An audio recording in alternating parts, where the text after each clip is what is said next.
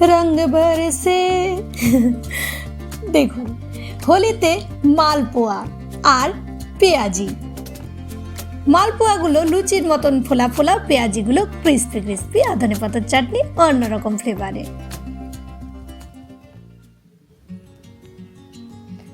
হোলি রঙের উৎসব, প্রাণের উৎসব, প্রেমের উৎসব, ভালোবাসার উৎসব। আর হোলিতে আপনারা আমার বৃহত্তর ফ্যামিলির অংশ, আমার ইউটিউব ফ্যামিলি। নমস্কার, ওয়েলকাম টু কুকিং উইথ ইচ্ছে।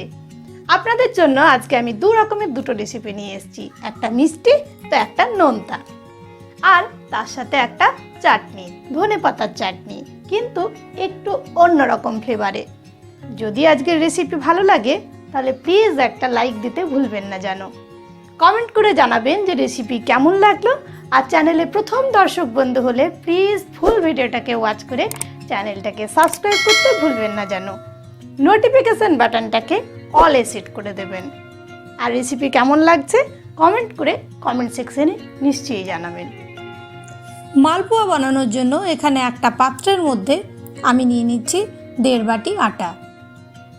এটার মধ্যে আমি দই কলা কিছুই ব্যবহার করব না। দিয়ে দিলাম 1/2 বাটি চালের গুঁড়ো, এমনকি বেকিং পাউডার বেকিং সোডাও দেব না। নুন দিলাম 1 চিমটির মতো, আর দেব এটাতে আমি সেম বাটিতে 1 বাটি চিনি। মিষ্টিটা আপনারা নিজেদের ইচ্ছে মতো দেবেন। এখন এটার মধ্যে আমি দিয়ে দিচ্ছি মৌরি, বড় চামচের 1 চামচ, কুচি করে রাখা নারকেল খানিকটা, আর কাজু বাদাম কুচি করে নেওয়া। আপনারা অন্য কোনো ড্রাই ফ্রুটও দিতে পারেন। এই রকম ড্রাই ফ্রুট বা নারকেল দিলে মুখের মধ্যে যখন মালপোয়াটা যায় দারুণ একটা টেস্ট পাওয়া যায়। এবার একটু একটু করে জল দিয়ে আমি এটার ব্যাটারটা বানিয়ে নেব।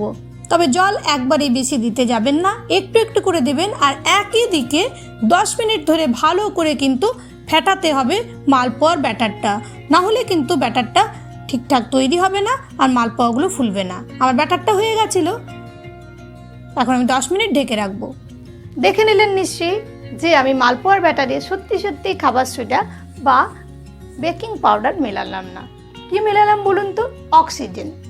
বেশি বেশি করে 10 মিনিট ধরে ভালো করে ফেটাতে থাকুন, আর কিচ্ছু লাগবে না, আমি গ্যারেন্টি দিয়ে বলছি। তাপমাত্রা ঠিক রেখে এবার শুধু ফ্রাই করলেই লুচির মতো ফুলতে থাকবে মালপোয়াগুলো। হয়ে গেছে 10 মিনিট পরে পারফেক্ট আমাদের ব্যাটারটা। এখন আমি তেল গরম করে নিচ্ছি। তেলটাকে ভালো মতো কিন্তু গরম করতে হবে। তারপর আঁচটাকে কম করে আমি মালপোয়ার জন্য দিয়ে দিচ্ছি। আর প্রতিবার যখনই দেবেন একটু কিন্তু নেড়ে নেবেন হাতা দিয়ে। তারপর ফুলে উঠলে মিডিয়াম ফ্লেম করে দিয়ে আর এটাকে ভালো করে রেডি করে নিতে হবে।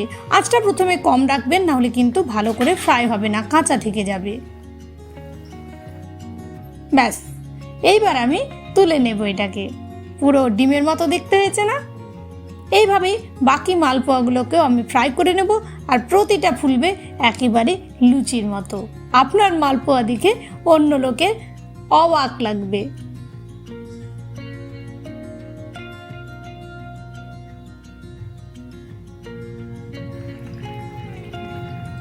দেখুন, ready. If you don't understand my language, then please on CC my all recipe have English and Hindi CC, and enjoy my recipe in your own language. এবার দ্বিতীয় নম্বর রেসিপিতে আমি চলে গেলাম। এজন্য আমি ধনেপাতা নিলাম। ধনেপাতাতে একটা আমি লঙ্কা দিলাম, একটু তেঁতুলের প্লাপ আর কয়েকটা রসুন। এইরকমভাবে একদিন ধনেপাতার চাটনি বানান, দারুণ লাগবে। অল্প জল দিলাম, খাবার জল ব্যবহার করছি এখানে আমি। আর দিয়ে দেবো সামান্য নুন, আর তেঁতুলটাকে ব্যালেন্স করার জন্য একটু মিষ্টি। আপনারা চিনিটা অ্যাভয়েডও করতে পারেন কিন্তু।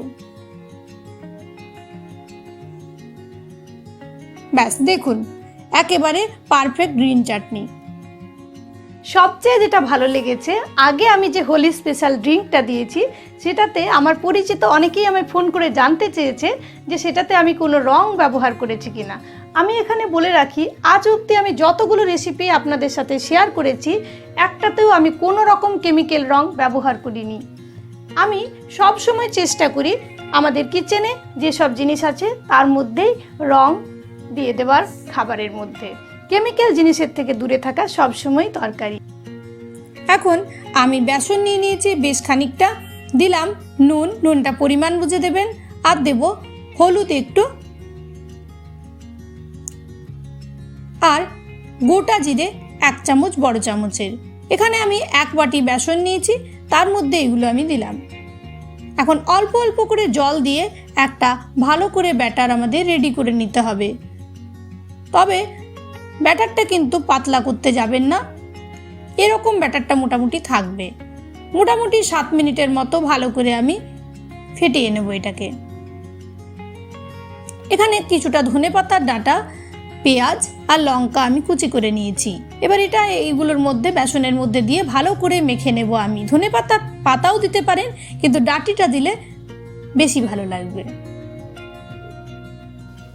এইবার গরম তেলের মধ্যে আমি ছেড়ে দিচ্ছি এগুলোকে। দেখুন শক্ত শক্ত আমাদের মাখাটা কিন্তু রাখতে হবে।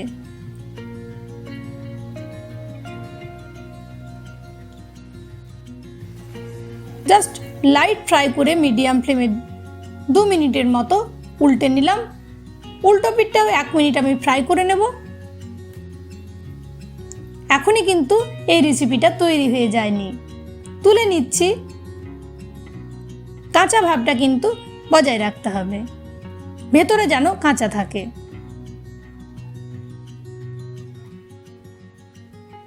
এইবার হাতের সাহায্যে এরকম ভাবে গরমে গরমে কিন্তু একটু ভেঙে নিতে হবে এগুলোকে।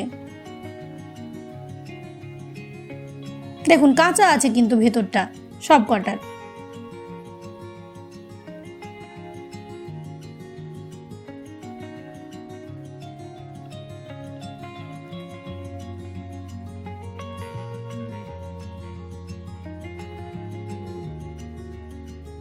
এরকম ভাবে আমি রেডি করে নিচ্ছি সব কটাকে।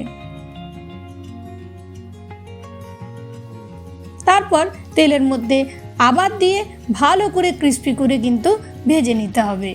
আর এই অবস্থাতে এগুলোকে কিন্তু একেবারেই নাড়তে যাবেন না। পুরোপুরি রেডি হয়ে গেলে তখন কিন্তু আমাদের তুলে নিতে হবে। ব্যাস রেডি হয়ে গেল আজকের সমস্ত রেসিপি। হোলিতেও সবাই চেষ্টা করুন ভালো করে হোলিটাকে উদযাপন করার, আর সবাই প্রাণ খুলে আনন্দ করুন। মেতে উঠুন রঙের উৎসবে নিজের প্রিয়জনদের সাথে। সবাই ভালো থাকবেন, সুস্থ থাকবেন।